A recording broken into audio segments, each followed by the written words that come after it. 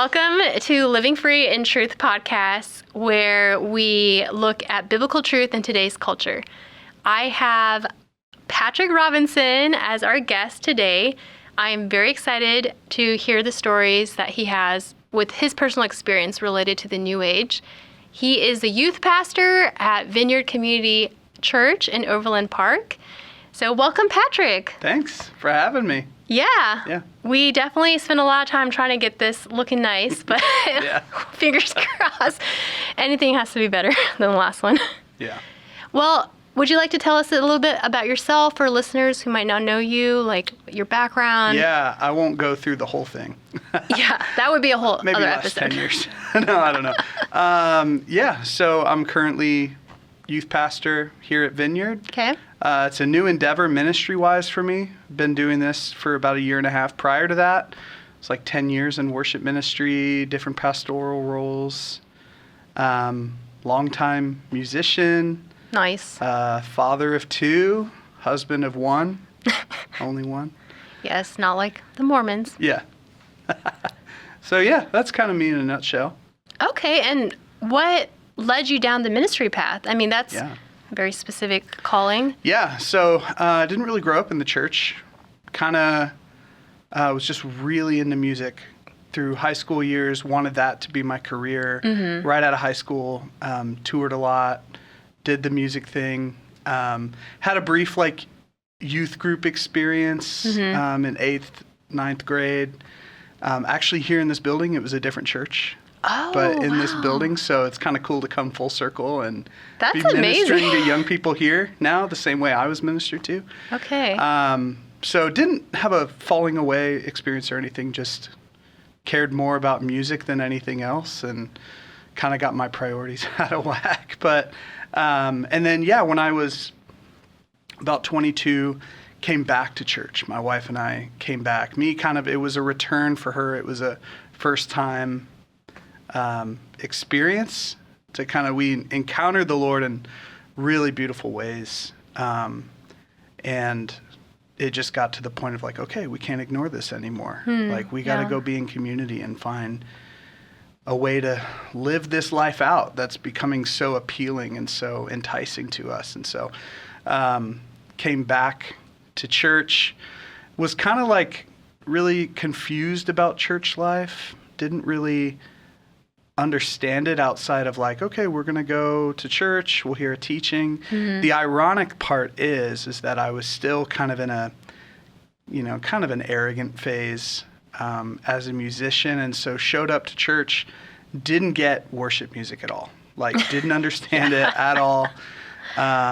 Would be late to church, just we're missing worship. And I'd walk away why are we singing cover songs? What's that about? Why are we doing that? Yeah. And just all the stuff, didn't understand it. And eventually was the way a lot of worship pastors do. I was kind of sniffed out as a musician and got approached to come and play. And so I did. And that was my first time really experiencing, and I should say at that point,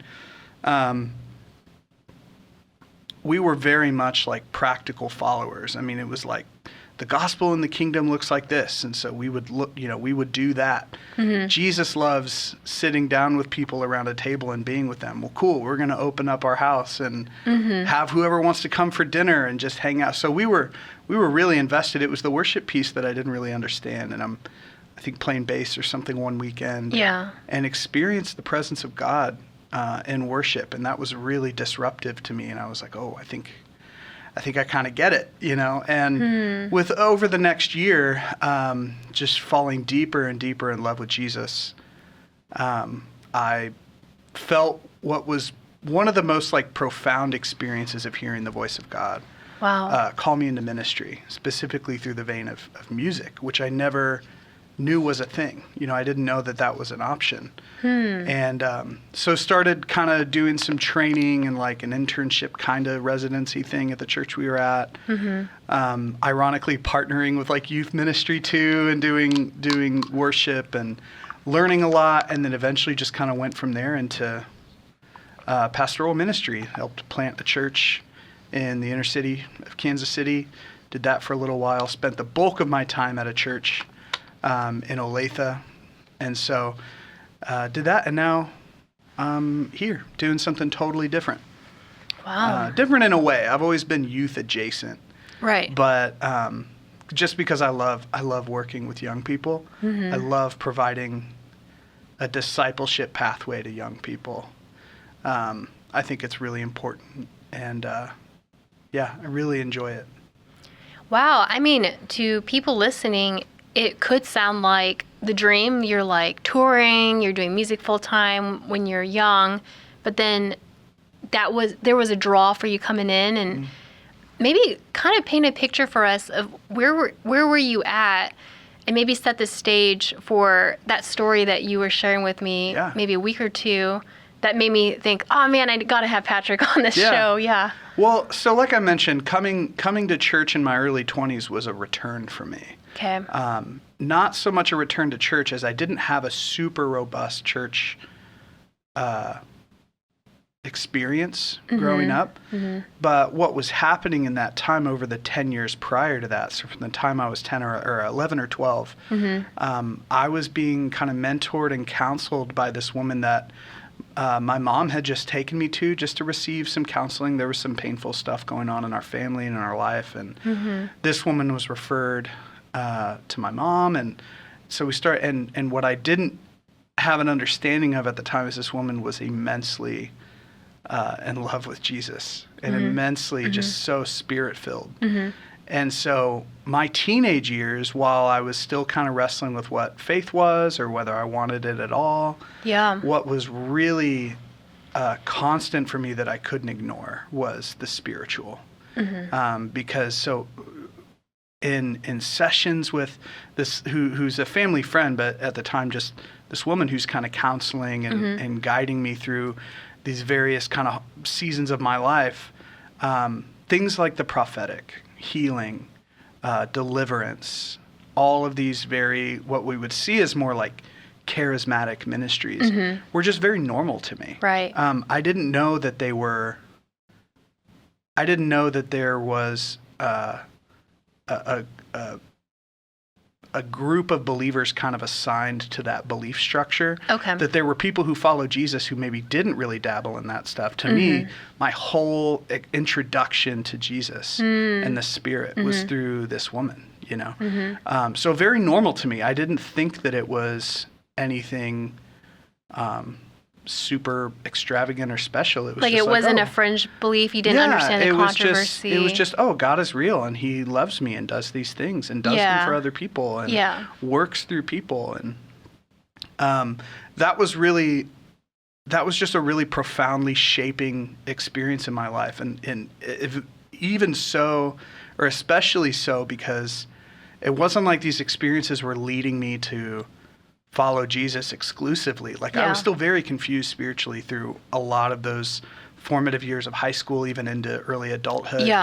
But God was so consistent and so faithful to continue to show up. And one of the ways, leading to kind of our discussion the other day, one of the ways was through these really intense deliverance experiences, whether I experienced myself or later on, my wife would experience, or I would see other people experience in these settings. And so the supernatural and the spiritual became very real to me very quickly. There wasn't really a doubt about that. You know? Yeah. So your experience with Christianity was intertwined with the spiritual. It was just, this is how you understood Christianity. Yeah. Yeah. Where some people, it's like you hear the word, you hear the gospel, and you're kind of led in this very like a theological, intellectual, like a programmatic way. Yeah. That's some people's experiences. That just wasn't my experience. Mine was sort of the deep end first. The experiential. and then later learning how to tread water there. And so, so for me, things like the demonic, things like spiritual warfare were just so obvious. Yeah.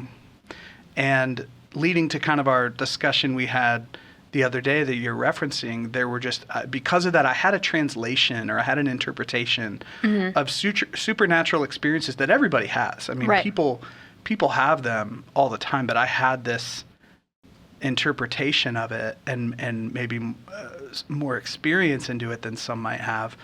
And so the conversation even just we had the other day was I was living in a house with my bandmates, and came home one night and how old are you at this time? Mm-hmm. Maybe 20. Okay. Yeah, 19 or 20. And so it's just a few years before you came back. Yeah. I was, at that point I knew to pray. I knew to talk to God. Yeah. But I came home one night and late from work, and my friends were there, and some other friends were there. A couple of people's like girlfriends or boyfriends were there, and I walked in, and there was just like a heavy vibe over the whole room. I mean, everybody there was like freaked out, and I was like, "What is going on?" And they were like, "Man, we are experiencing some weird stuff in this house. Like, we don't know what's going on." They were like, we keep hearing noises upstairs. And of course, nobody else in there has like any sort of a more Christian, theological, philosophical background. So the closest that they're coming to kind of interpreting this is like, there's ghosts here. Right, it's like a haunted house. There's a haunted, it's a haunted house. We hadn't been living there that long. Okay. And they're hearing like these sounds upstairs, and they don't know what's going on. And then one person would go to the bottom of the stairs, and I think it was one of my friend's girlfriends went to the bottom of the stairs and was just, I mean, she like collapsed in agony, like not physical pain, but there was a very obvious, notable emotional, excuse me, sorry, you might have to edit that, emotional change in her where she just began weeping, and it was like, oh my gosh, okay, what's going on here?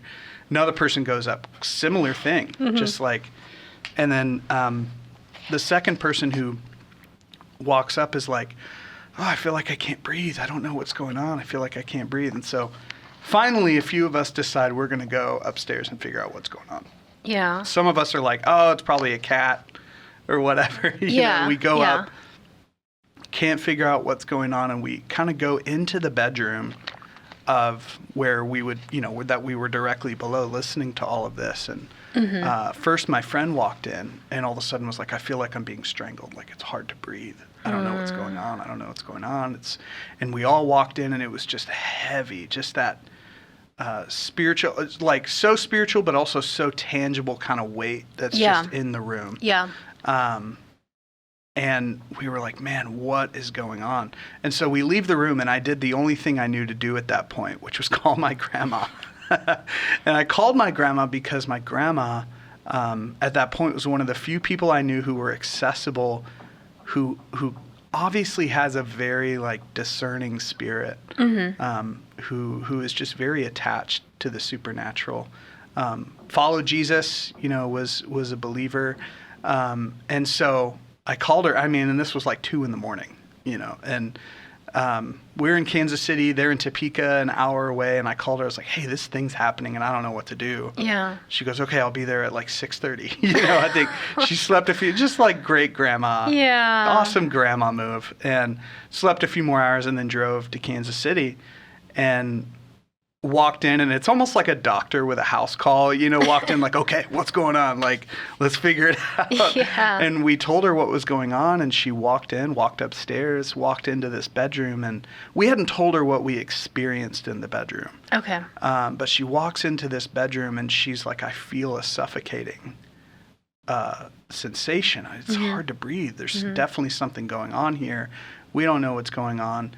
So she does what none of us know to do, which is like she just begins to pray and tell the thing to leave. And then she did that, and then there was kind of a peace over the room, and then hung around a little bit, and then they drove back to Topeka, and we all finally got to go to bed because everyone was thoroughly freaked out. Thanks, Grandma. Yeah, thanks, Grandma. So as far as we know, like that whole thing's done. And again, everybody, there's some people there who don't have a grid for this at all. Right. And are like, we're not going back to that house. Right. Me having a little bit of experience with some of those things, it's like, all right, she told to leave. Like, it's gone. Cool. Yeah, we're good. Great, Yeah. And really had that kind of experience where it was like, all right, nothing else crazy happened. At the same time, I'm working at this pizza place late night, and there's this guy who works there who I had talked with a lot about at the time, again, was trying to figure out spirituality, and the most accessible in that space where I was a very new age kind of spirituality. And this guy was way into it, way self-professed Wiccan kind of stuff. And I had these kind of strange experiences with him where one time he came up to me and was like, hey, someone's following you around, right? Like, it's a woman. Her name's so-and-so. I don't remember the name now. And I was like, well, that's terrifying. Okay, and then I didn't do anything with that. And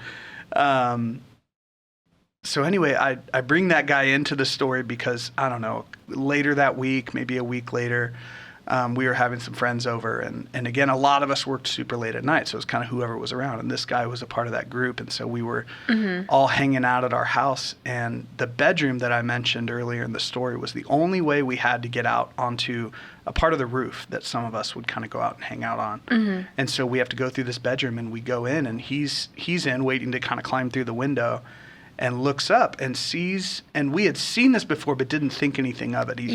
There was a painting of something drawn on the ceiling that had been painted over but not painted over very well.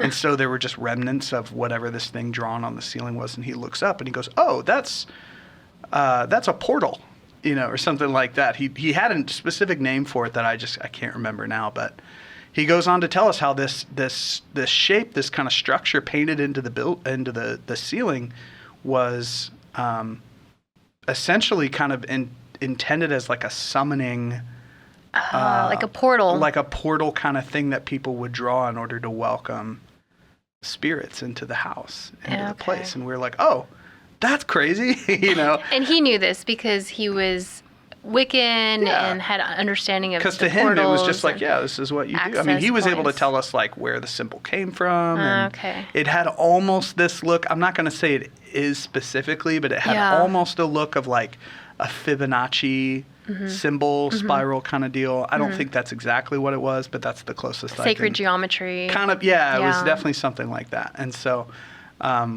we were like, okay. So we started kind of connecting dots, and we were like, oh man, we moved into a house that has some stuff going on. Right. And that wasn't my first experience with something like that. It wasn't. It was my first experience encountering something demonic or spiritually dark, while not being guided by somebody connected to Jesus, kind of through how to navigate it, And so it made for a really kind of confusing time, a really interesting time. But again, for me at this point, I'm 19, 20. Yeah. That stuff's not surprising to me anymore. Right. So what other things were you kind of dabbling in or had experience in the supernatural? Yeah. So I kind of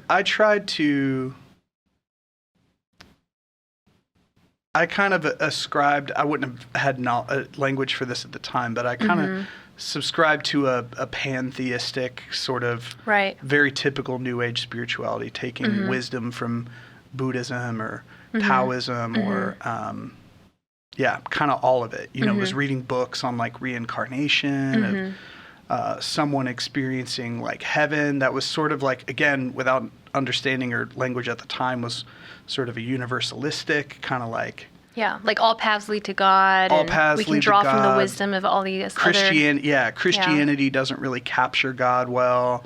It's actually more like this. I was very interested in the supernatural because at that time, previous to this experience in the house that I mentioned, I began to hear things just spoken to me plain as day. And it wasn't like the voice of God, but it was just, and I wasn't even living in the house, I just began to like hear people speaking, not like a bunch of different voices. Obviously I felt like I was going crazy at one point. And it wasn't like all day, every day. It was just these random times and times of quiet. I would hear someone speak, Speaking to you or just speaking dialogue? to me. One thing that still sticks with me is I was in bed reading one of these books, doing I don't know, late at night, just getting ready to kind of wind down for the night, and I was reading, and it was totally quiet in my apartment, and to my left, and I mean, it was like someone was standing next to my bed on the left. I heard a woman's voice say, "Oh, it's nice to meet you." And I was like, okay, that's crazy, you know. Was it related to what you were reading, possibly? You know, it's hard to say. Maybe. I have no doubt.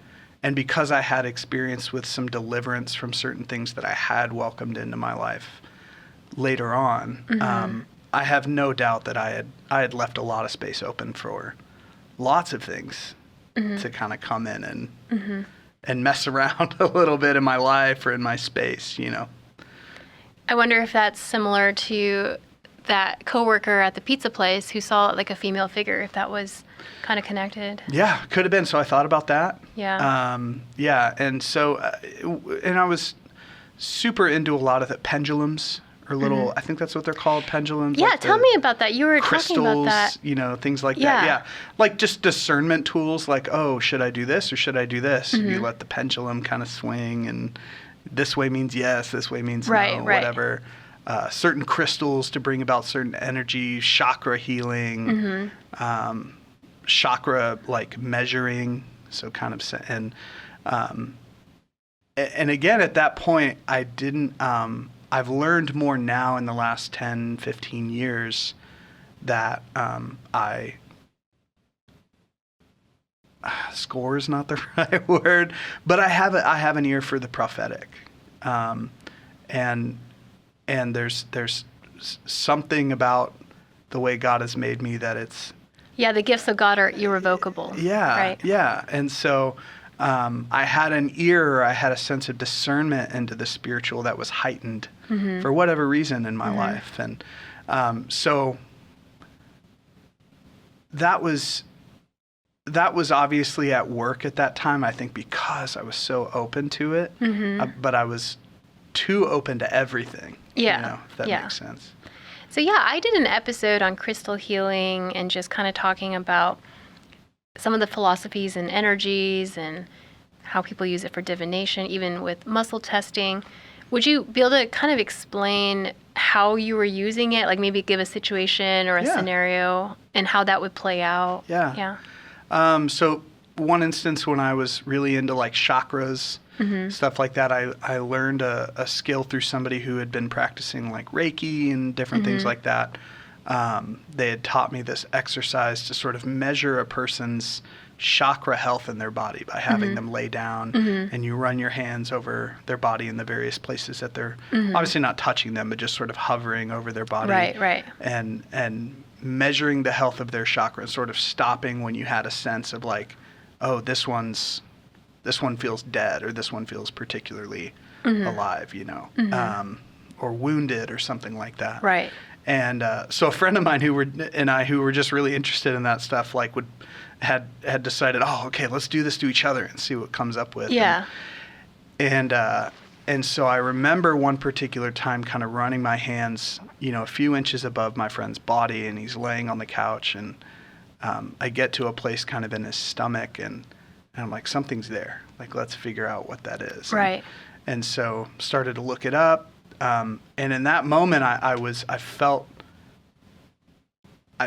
and again, there's no language for this at the time. Right. But I think that I'm one way that works for me in the prophetic is through a very like empathetic sense of a person's like emotional state. Okay, so like a sympathetic pain or something. Sympathetic pain or just wound. Like it's really easy for me to pick up on the woundings and pains of other people. Okay.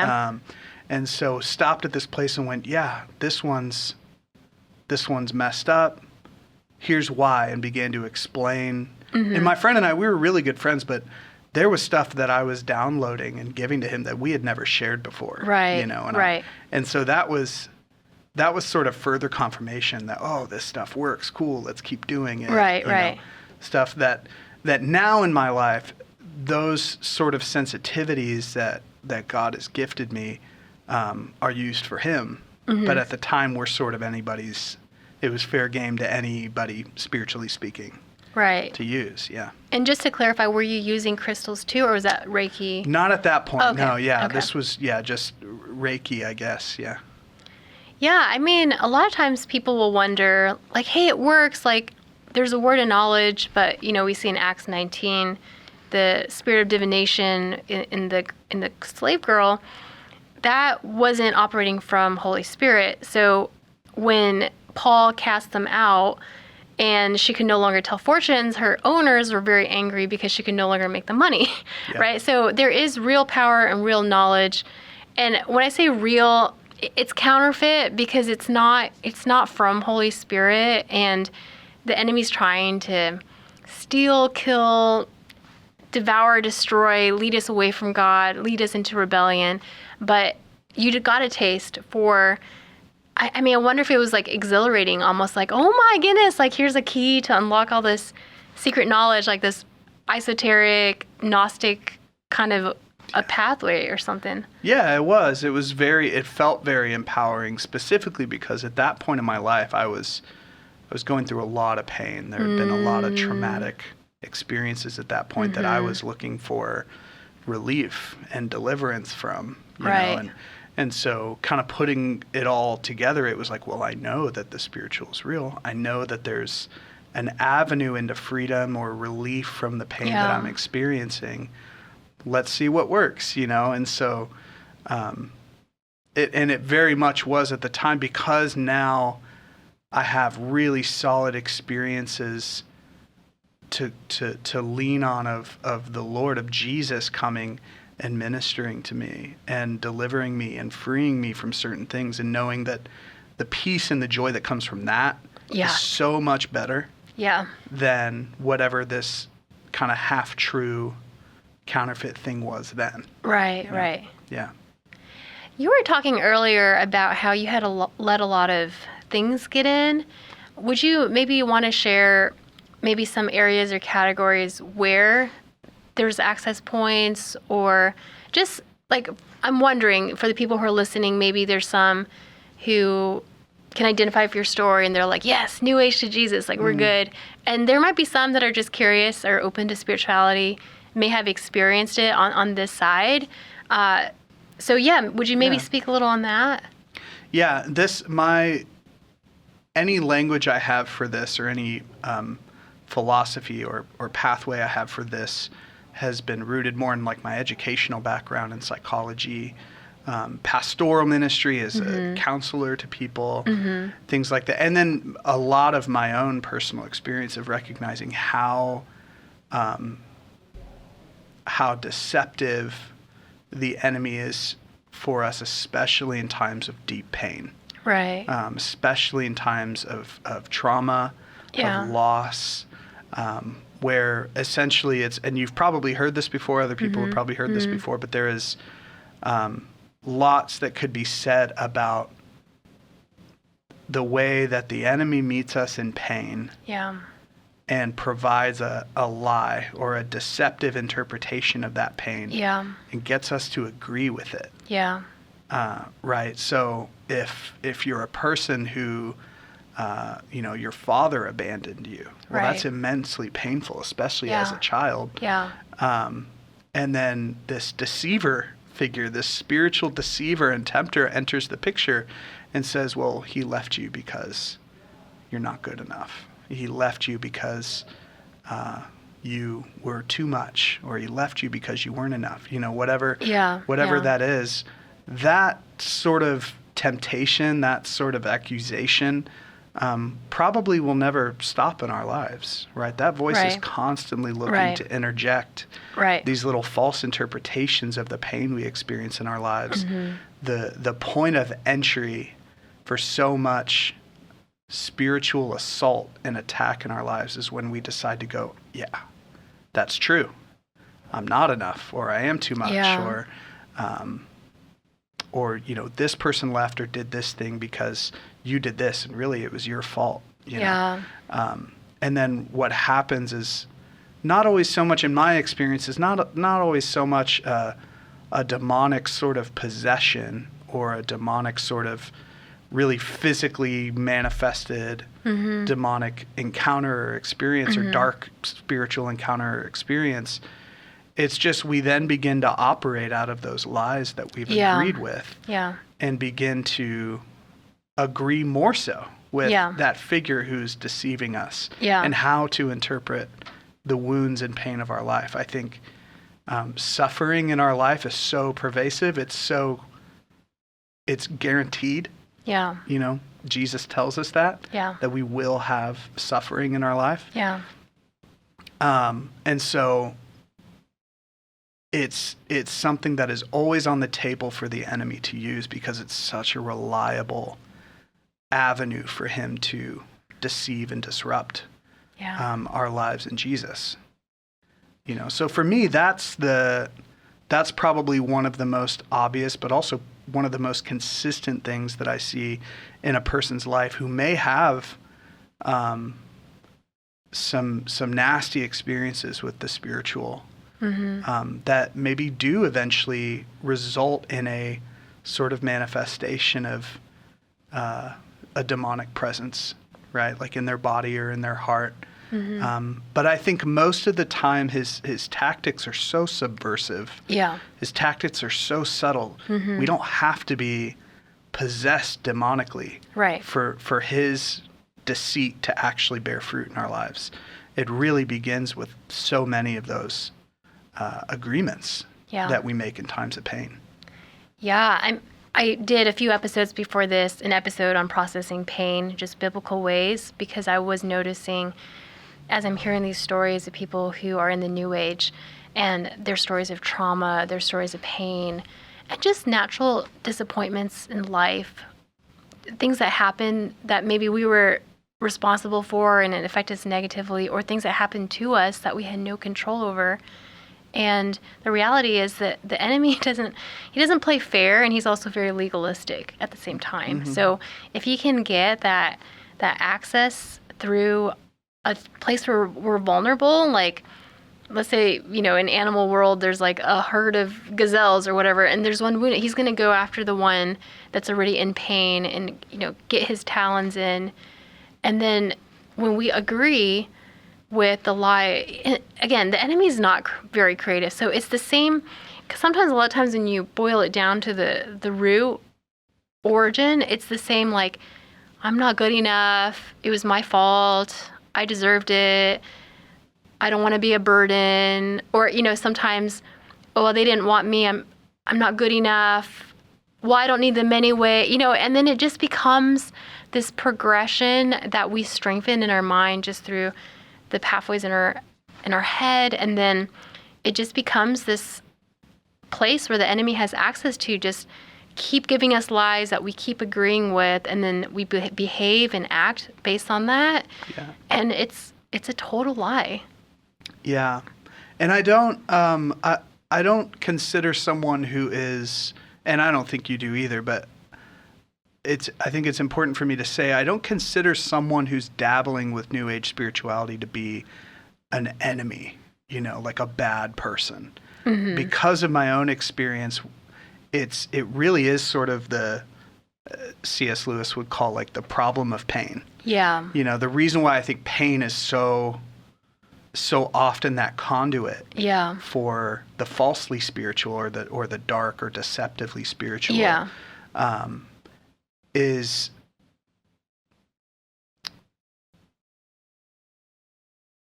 the antidote. A lot of New Age spirituality is used as an antidote to pain. Yeah. And it was for me. Right? And it comes from the belief that a lot of those belief structures and spiritual belief structures stem from, which is like karma. Right. Things like, if something bad is happening to you, it means you're out of step, right, with where you should be, or it's something that you did that you deserve this. Yeah. And so there's this, which is super ironic because, for instance, Buddhism, you know, Buddhism certainly carries this idea of karma, but it also guarantees suffering. Right. You know, the Buddha is famous for saying, like, life is suffering. Yeah. There, you know, so even in some of these more Eastern ancient-oriented religions or spiritual thought and philosophies, those practices also don't really avoid pain. Yeah. But the way that we've sort of, and what I think makes it a new age spirituality is that it's this amalgamation of all of these spiritual thoughts and philosophies and interpretations mixed with our very human, our very human tendency to want to avoid pain. Yeah. And so now it's, well, I'm suffering deeply. I'll do anything to get out of this. Yeah. And it might be a drug that relieves that for you, but it also might be, if you're more spiritually inclined, it might be a spiritual philosophy or way of life that you think will guarantee you a way to avoid pain, or at least give you a way to interpret it by saying, well, I did this thing to that person at some point in my life, so it makes sense that this would be what I get. This would be how I have to pay for that. This experience now later in my life is my pound of flesh for that thing back then.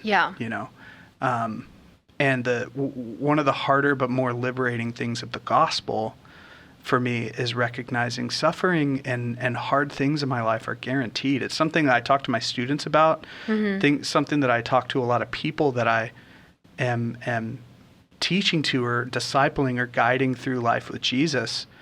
And it probably sounds like a downer a lot because I say it so much, but the reason that I do is because how we orient our lives around our interpretation of what pain and suffering is will either lead us intensely and intimately towards Jesus, or it will lead us in the opposite direction, fueled by a hatred for God. Because if we think that there's this karmic balance being worked out in the world with us, then God becomes and we do believe in God, then best case scenario is that God is the person who is afflicting me with all of these things. Right. And then running that further through the filter of because I deserve it. Right. Because I did something to deserve it. Right. Just totally gums up the whole system where we live outside of grace. We live outside of forgiveness. We live outside of freedom. And it just gets so messy and convoluted, and in these kind of karmic or reincarnation philosophies, there is this sense of, okay, I can be like God, I can reach nirvana, I can reach higher consciousness, I can be enlightened, I can disassociate from pain because this is a previous life or something, but it's not the way that God wants us to process pain.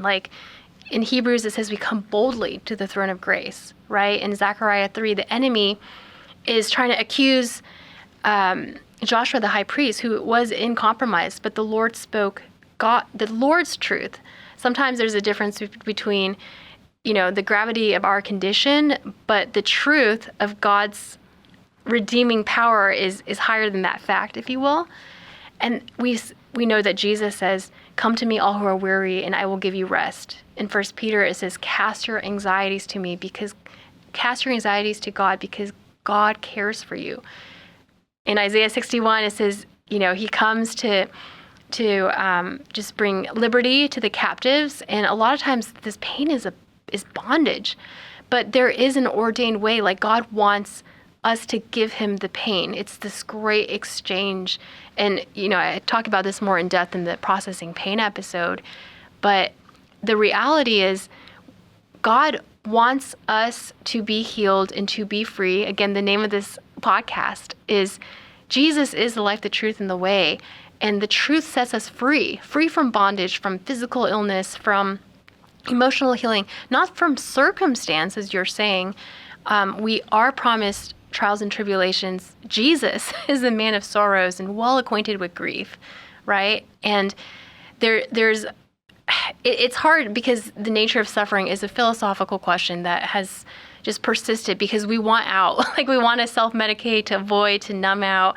We want relief now. But then there's so many other verses about being refined, right? About going through the fire and looking for eternity. And so I just, there's so much to say about this, but it's one of the greatest lies. Yeah. Well, and what's so interesting is for me at this time when I'm again, in those late teen, early 20 years, especially between the ages of 18 to 20.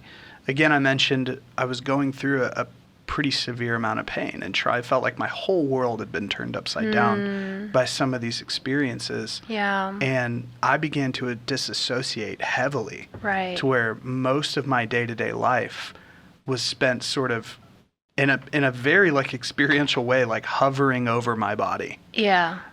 To this point that it started to really... Oh, with astral projection? Some of that stuff, but even just... and again, later understanding, wow, disassociation is this thing that we kind of have this protective way in our bodies and in our brains to sort of avoid completely collapsing under the weight of suffering, of pain. Yeah. That it can actually... I don't know if gift is the right word, but it's a very normal human experience. Yeah. You see it in trauma survivors. You see it in children who experience immense pain early on in their life. There's all these ways that God has wired our body to not succumb completely to pain, but sort of like we hit this point, right? Yes. And so for me, that's what was happening at the time, and it drew me deeper into the spiritual, because all of a sudden I kind of had this really abstracted third person view of myself and my consciousness of what reality was. And it created a really messy, ambiguous. I remember during that time of having those experiences, those very disassociated experiences, it was like everything about reality around me was being boiled down to the atom. Right. And like what I mean by that was I was, being in that place of disassociation causes you to think really abstractly. Yeah. Because nothing feels constant and physical and real. Right. And I remember driving down the road and being like, everything that I can see, touch, hear, smell, taste is just a grouping of atoms. Yeah. I remember having that thought and then it taking me kind of further into despair. It took me into sort of the mindset of a person who maybe has a more atheistic tendency of nothing is real. Like nihilism or... Yeah, solipsism, this just idea of like, nothing is real around me, there's nothing at the end, space is an accident, the cosmos is an accident, life is an accident, whatever. And that just, that really messes with your just sense of perception of the world around you. It takes you deeply out of the physical experience of day-to-day life and throws you into these waters of spiritual abstraction where you just start to kind of mess with everything spiritually. Right. Right, because when your physical world seems like just a construct or a filter through real life and you're grasping for the metaphysical or just kind of, it's easier to, in a way, to cope, like, hey, let me pull myself out of this really awful situation and just be over here, disassociating, detaching, and ascending. It's kind of like this relief that's more philosophically inclined. Yeah. Yeah. And that was, that was a really impactful time for me, you know, and I kind of going back even to the doorway of pain for spiritual oppression for people. I didn't have quite as intensive an experience with this, but I remember, so that same woman that I talked about early on, the foundation of my marriage was kind of like held up by the teaching and guidance of this woman. Like my wife and I got married. We had known each other our whole lives. We wanted marriage to work and we had no idea how. Right. And so this woman was helping us immensely. But what was also happening is we were in familiar territory to me in that there was a lot of inner healing happening in my wife through a lot of these sessions. And I remember one night we were particularly kind of invested in some of my wife's early childhood life experiences and processing the pain of those experiences, looking into the doorways of spiritual deception, of spiritual attack that had sort of been opened up for my wife throughout her life. And I remember she's offering up in prayer all of these things to God and going through this really beautiful moment and session of deliverance. Excuse me. And this woman tells us, okay, look at each other. And I look at my wife, and I was looking at the person that I'm married to. Mm-hmm. It's the same face, mm-hmm. but at the same way, her face looks totally different. And they had gone through a really intense session of deliverance. Yeah. Where what was the pain that was on her life, this was one of the closer experiences I had with the demonic, because she was like, we delivered up some stuff. Like, we kicked some stuff out of her. Yeah. And she was like, look at the way her face has changed. Look at the way her eyes look. Her eyes look different, you know?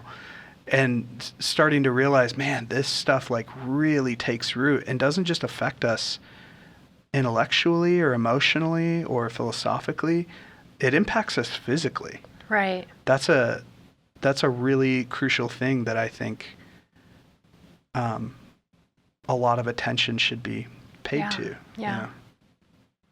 That's beautiful. Well, thank you so much for being a guest on the podcast. We're going to wrap up, but are there any last words or exhortations or resources or anything you want to say before we end today's episode? Man, that's a really good question. I didn't think about that, but I would just say, I think maybe speaking to anybody who is curious about the New Age or dabbling in the New Age, it isn't so much like a word of caution or a warning of like, you better stop it or all these bad things are going to happen. I would just say, speaking specifically to the way that pain draws us into some of these spiritual philosophies and spiritual practices that are apart from Jesus, I cannot stress enough what I said earlier, which is the healing and deliverance and freedom of Jesus is better. Yeah. That I'm not going to say that those other spiritual things don't exist or don't offer some sort of alleviation at times, but man, it just doesn't touch. It doesn't touch the power and the love of God, and it just won't. Yeah, I mean, it's like in Jeremiah, like people keep going to these broken cisterns, but there is living water available. There is a fountain of life, and it's 100% guaranteed. We can find true freedom and true healing in Jesus. Doesn't mean it's not going to be painful. It's not going to take a lot of work, and it's a journey and a process, but it is a confident hope that we have. So, yeah, thank you so much, Patrick, for being on the show. Yeah, it's good to talk to you. Yeah, and thank you for listening. If you have any questions, if you have any feedback, comments, let me know in the comments, reach out. And until next time, live free in truth.